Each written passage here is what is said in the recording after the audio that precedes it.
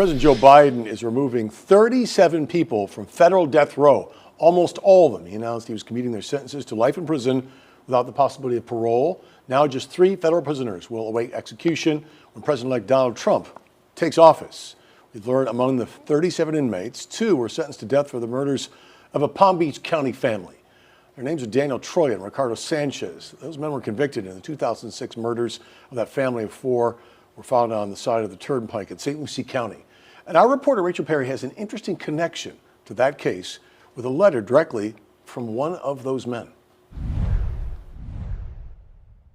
Back in 2020, while I was in college in Chicago, I wrote a story about sending 50 letters to inmates on death row. Daniel Troya was one of them. He responded to my letter roughly 14 years after committing his heinous crime.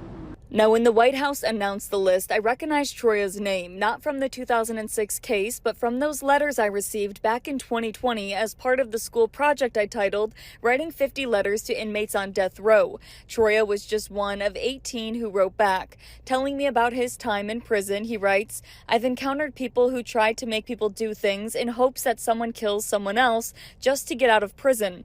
Think about the kind of mental warfare that takes.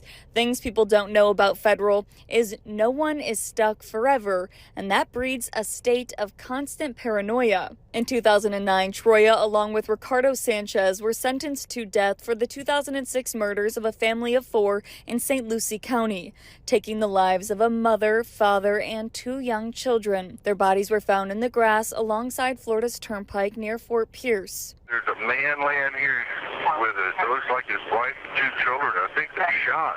I'm so upset. I'm sure you see some emotion coming out of me. I don't know what to tell the family. St. Lucie County Sheriff Keith Pearson says he woke up to the president's news, learning instead of being executed, Troya and Sanchez will now serve life in prison.